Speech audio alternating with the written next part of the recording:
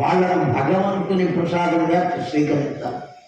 ఆడపిల్ల పుట్టినంత మాత్రం చేత ఈ పిల్లల్ని మనం నువ్వు మీ పుట్టింటికి వెళ్ళిపో, ఆడపిల్లలు మాకు కలిగితే మేము ఒప్పుకోమని చెప్పేది అత్తగారు.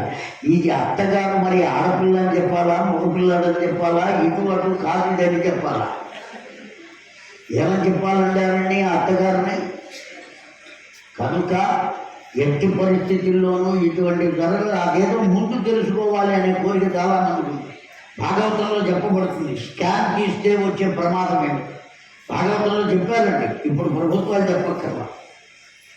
అందువల్ల అంత దివ్యమైనటువంటి రోజున దాన్ని గుర్తు చేసుకుంటూ ఇక్కడికి అనేక మంది వచ్చారు కనుక ఆ సామాజికమైనటువంటి న్యాయాన్ని గుర్తు చేసుకుని మరల ఒక్కసారి అటువంటిది జరగకుండా చూడండి అని విన్నవించడం కోసమే ఒక 5 నిమిషాలు మాకు సమయం ఇవ్వండి అని అడిగారు. మన జగిత్యాల ప్రాంత సామాజికవేత్త శ్రీ చౌటు రామచంద్రన్ గారి ఆధ్వర్యంలో కరపత్ర గురువు గారి చేతులుగా కరపత్ర ఆవిష్కరణ చేసినటువంటి deputy medical health officer Sujatha గారు మరియు DMH medical health officer Sujatha గారు అయితే అబార్షన్ చేస్తారో ఆడపిల్లని తెలిసిన తర్వాత వాళ్ళకి డాక్టర్స్ కానీ అంతగా సహకరించిన వాళ్ళకు కూడా జైలు శిక్ష పడుతుంది. అంత చట్టం చాలా శిక్షణ ఉన్న చట్టాలలో, క్రిమినల్ చట్టాలలో పీసీపీడీ చట్టమే చాలా స్ట్రాంగ్. వాళ్ళకే పడదండి, చేసిన డాక్టర్కే కాదు, అది చేయించిన అత్తమామలు కానీ తల్లిదండ్రులు కానీ ఎవరున్నా కూడా వాళ్ళందరూ ఆ జైలు పోవాల్సి వస్తుంది. తర్వాత డాక్టర్స్ కూడా లైసెన్స్ రద్దు చేసే అవకాశం ఉంది. ఇలా చేసేవన్నీ కూడా భ్రూణ హత్యలు అన్నా అలా కరెక్ట్. ఒకవేళ మనం ఆపినంత మాత్రం చేత పుట్టవలసిన వాడు పుట్టకుండా ఉంటాడా? మన ఉద్దేశం పుట్టకుండా ఉంటాడు అని. నేను ఉదాహరణ చెబుతున్నా, జాగ్రత్తగా వినండి. ఓ బెలూన్ తీసుకున్నాం, బొక్క అంటారు, దాన్ని ఏమంటారు?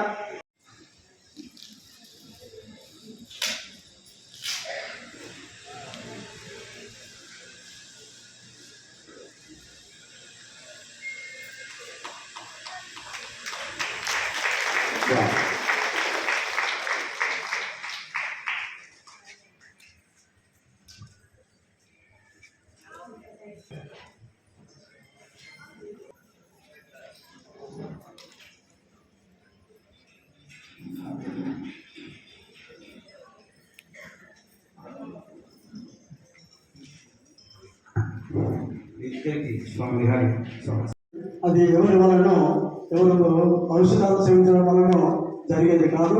ఈ విషయాన్ని గ్రహించి సృష్టి రహస్యాన్ని అందరూ గ్రహించి ఇలాంటి సృష్టికి వ్యతిరేకమైన పనులు ఎక్కడ జరిగినా ప్రభుత్వాలకు తెలియజేయాల్సిన అవసరం ఎంతైనా ఉందని ఈ సందర్భంగా తెలియజేస్తూ, మన ఈనాటి కార్యక్రమానికి మేము కోరగానే గురూజీ గారు మరియు నిర్వాహకులు ఈ కార్యక్రమానికి ఒప్పుకోవడం జరిగింది.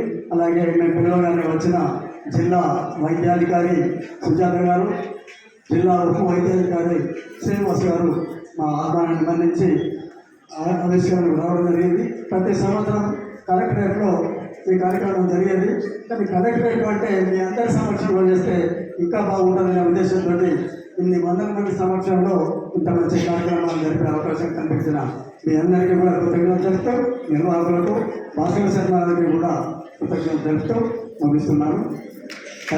అనేటువంటి విషయాన్ని ఓ పత్రంలో ముద్రింపజేశారు సామాజికవేత్త.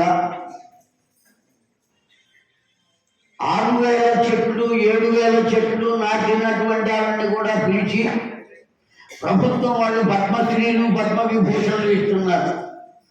పాపం మా ఈ జగిత్యాలలో ఉన్న ఈ మహానుభావుని ఎవరు గుర్తించట్లేదు. మనం అందరం కలిసి మోడీ గారికి లెక్కలు రాద్దాం.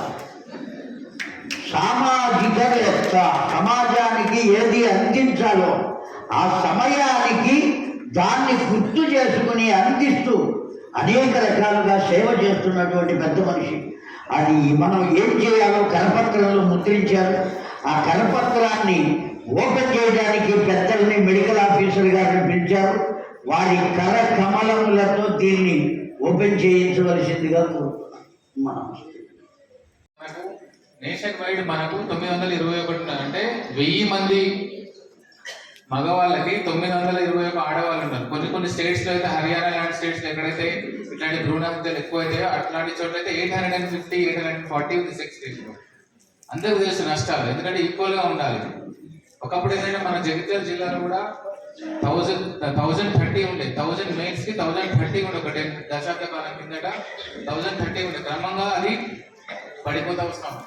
సో ఇప్పుడు ఏంటంటే మనకు 950 ఉంది.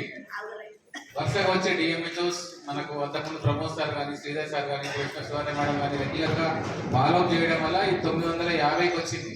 సో ఖచ్చితంగా కూడా ఒక నేచురల్ ప్రాసెస్ ఉంటే మాత్రం డెఫినెట్ గా ఆడవాళ్ళే ఎక్కువ ఉంటుంది. మగవాళ్ళ కంటే ఆడవాళ్ళే ఎక్కువ ఉంటారు. 1020, 1030 అని వస్తుంది. ఇక్కడ కూడా సెక్స్ సెలెక్షన్ కాకపోతే, అపార్చునిటీ కాకపోతే, నార్మల్ ఫర్టిలిటీ రేట్ ఉంటే ఎక్కువగా ఉంటారు ఆడవాళ్ళు. సో మేము కూడా డెఫినెట్ గా మా దగ్గర 80 స్కాన్ సెంటర్స్ ఉన్నాయి జగిత్యాల సుమారుగా. అందరూ మేము డిఎంహెచ్ మేడం కానీ ప్రోగ్రామర్స్ అందరూ కూడా స్కాన్ సెంటర్లు విజిట్ చేయడం జరుగుతుంది. ఇందులో ఫామ్ ఎఫ్ అని ఒకటి ఉంటుంది. ఆ ఫామ్ ఎఫ్ అనేది ఫిల్ చేయాలి. ప్రతి ఒక్క పేషెంట్ ఒక కన్సెంట్ తోని ఫామ్ ఫిల్ చేసుకొని ప్రతి ఒక్కరు కూడా నేను మన సెక్స్ సెలెక్షన్ నేను అడగలేదు అనేది ఒకటి ప్రామిస్ చేసిన తర్వాతనే రేడియాలజిస్ట్ స్కాన్ చేయాలి. ప్రతి సంవత్సరం జనవరి 24వ తారీఖు రోజు అంతర్జాతీయ భ్రూణ హత్యల నివారణ దినోత్సవం జరుగుతుంది. ఒక్క ప్రాంతమే కాకుండా ప్రపంచవ్యాప్తంగా జనవరి 24 నాడు అంతర్జాతీయ భ్రూణ హత్యల నివారణ దినోత్సవం ఇది పరిపాటిగా నడుస్తూనే ఉంది. జగిత్యాల మాత్రం క్రితం స్త్రీ పురుష నిష్పత్తి సమంగా ఉండేది. తర్వాత స్త్రీ నిష్పత్తి తగ్గిపోవడం మొదలైంది. అప్పటి నుంచి నేను ఆర్టికల్స్ రాస్తున్నాను. స్త్రీ నిష్పత్తి తగ్గిపోతే ప్రపంచంలో అనేక అనర్థాలు చోటు చేసుకుంటాయనే విషయం తెలియంది కాదు. ఎందుకంటే ఎన్నో జాగాల్లో మానభంగాలు, రేపులు జరుగుతున్న విషయం మనం చూస్తున్నాం. అది ఎందుకు జరుగుతున్నాయంటే స్త్రీలింగ నిష్పత్తి తగ్గిపోవడం వల్లనే ఈ అనర్థం చోటు చేసుకుందని గురువు గారు కూడా సెలవేయడం జరిగింది. కాబట్టి తప్పనిసరిగా స్త్రీ పురుష నిష్పత్తి సమంగా ఉండాలనేది భగవంతుడు సృష్టి రహస్యం. 1924 సంవత్సరంలో ఇది గమనించిన ప్రభుత్వాలు ఒక చట్టాన్ని రూపొందించింది. PCPNDT యాక్ట్ అనే ఒక చట్టాన్ని రూపొందించి ఇలాంటి భ్రూణ హత్యలు జరగకుండా కట్టుదిట్టమైన ఏర్పాటు చేయడం జరిగింది. కానీ చట్టంలోని కొన్ని రుసుల వల్ల చాటుమాటుగా ఈ పరీక్షలు జరగడం, అబార్షన్లకు పాల్గొనడం జరగడం వల్ల ఇప్పుడు స్త్రీ పురుష నిష్పత్తిలో చాలా తేడాలు వచ్చాయి. ఆ తేడాల వల్ల మన పిల్లలకు పెళ్ళిళ్ళు కావాలంటే చాలా కష్టంగా మారిన విషయం మీ అందరికీ తెలిసిందే.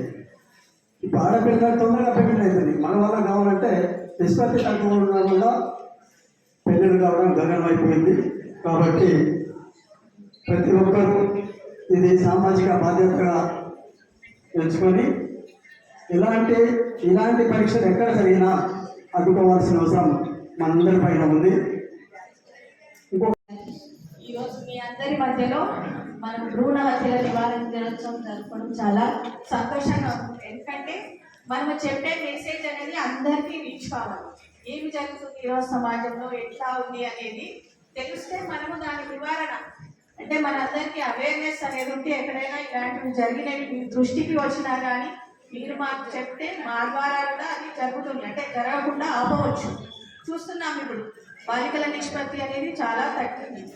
మనము స్కానింగ్ చేసుకునేది బిడ్డ మంచిగా ఎదుగుతుందా లేదా అని తెలుసుకోవడానికి పెట్టిన దాన్ని వాళ్ళు లొసుగుబాటుతో ఇవన్నీ చేస్తున్నారు. అంటే మొదలు మనలో మార్పు రావాలి. బాలికైనా, పాప అయినా, బాబు అయినా, ఎవరైనా ఒకటే. అంతేనా కాదు, ఇప్పుడు మనం చూస్తున్నాం. కాబట్టి ఎవరైనా, ఒక బాబు అయినా పాప అయినా ఎవరైనా ఒకటే, వాళ్ళని చదివిస్తే అంతే ఎక్కుతారు. కాబట్టి ఇది మనలో ఉన్న ఆలోచన విధానం. అది మారితే మనం చాలా వరకు తగ్గించవచ్చు. 94 నుంచి తీసుకొచ్చాం. ఇంకా చాలా చేయవలసింది, అంటే మనలో మార్పు రావాల్సి ఉంది. అందుకనే ఈ రోజు కార్యక్రమం ఇంతమందిలో జరిగితే ఇందులో చాలా మంది ఆలోచన విధానం మారితే మనం చాలా ప్రగతిని సాధించినట్టే దిశగా. కాబట్టి ఈ రోజు ఈ కార్యక్రమ నిర్వహణకి నన్ను ఆహ్వానించినందుకు మీ అందరికీ ధన్యవాదాలు తెలుపుతున్నాను. యావత్ సమాజానికి సంబంధించినటువంటి ప్రత్యేకమైన విషయాలు కూడా పర్వదినాలే. ఆ సామాజికమైనటువంటి పర్వదినం ఏమిటయ్యా అంటే ఈ రోజున భ్రూణ హత్య నివారణ దినోత్సవం. భ్రూణ హత్య అంటే అర్థం ఏమిటంటే కడుపులో ఉన్న పిల్లల్నే సంహరించడం. దాన్ని నివారణ దినోత్సవం ఈరోజు. అలా చంపరాదు కడుపులో ఉన్నటువంటి వాళ్ళని. దీని వెనుక 2 అర్థాలు ఉన్నాయి. జాగ్రత్తగా విందాం. కొంచెం సభలో వినటానికి చెప్పి తీరవలే. ఓ బాధ్యత ఉన్న వ్యక్తిగా చెబుతున్నా. ఈ సమాజంలో నేను కూడా ఒక మనిషిని కనుక భ్రూణహత్య ఎందుకు ఉండరాదు, మరి ఉండకుండా ఎట్లా? పిల్లలు కలగకుండా ఉంటారా? 10 మంది 20 మంది పిల్లలు పొందారు. పూర్వం 30 మందిని కూడా పొందారు. 30 మంది పిల్లలు ఉన్న వాళ్ళు ఉన్నారు. ఆ వాళ్ళల్లో 11వ వాడు నాతో పాటు చదువుకున్నాడు. నాతో పాటు చదువుకున్నవాడు పుట్టిన తర్వాత ఇంకెంతమంది పుట్టారు? 19 మంది పుట్టారు. అంతమంది కలిగిన ఏదో ఎగ్జాగరేషన్ కాదు ఇది. అంతమందిని పొందిన వాళ్ళు ఉన్నారు.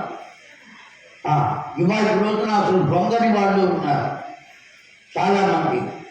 ఈ భ్రూణ హత్య అనేది కడుపులో ఉన్నటువంటి వాళ్ళు తీరా పడిన తర్వాత వాళ్ళు పొందరు. పడకుండా ప్రయత్నం చేయాలి అనేదే నివారణ దినోత్సవం అనే దానికి పరమార్థం. ఒకవేళ వాడు పడ్డారా శిశువు కడుపులో, వాటిని మాత్రం ఛేదించే హక్కు మనకు లేదు. ఇంకొక గొప్ప విషయం కూడా ఉన్నది. మనం ఒకవేళ పిల్లలు కలుగకుండా అనుకుందాం, ఆపరేషన్ చేసుకున్నాం, బర్త్ కంట్రోల్ ఆపరేషన్ చేశాం. ఎందుకంటే జనాభా బాగా పెరిగిపోతుంది, ఉండడానికి చోటు లేదు, తినడానికి గతి లేదు, ఇట్లా బీదతనం పెరిగిపోతుంది కనుక సాధ్యమైనంత వరకు కంట్రోల్ చేద్దామని ప్రభుత్వాలు మాట్లాడుతున్నాయి. ఒకానొకప్పుడు నా చిన్నతనంలో రోడ్డు మీద నిలబడిన వాళ్ళను కూడా మెదలకుండా హాస్పిటల్కి తీసుకెళ్ళి బర్త్ కంట్రోల్ ఆపరేషన్ చేసేసారండి. అప్పుడు ప్రధానమంత్రి ఇందిరాగాంధీ గారు ఆవిడ ఆజ్ఞ జారీ చేసింది, ఎప్పుడు కనబడితే వాడికి ముందు ఆపరేషన్ చేసి. ధనంజయ్ అని ఒక ఇంజనీర్ ఉన్నాడండి.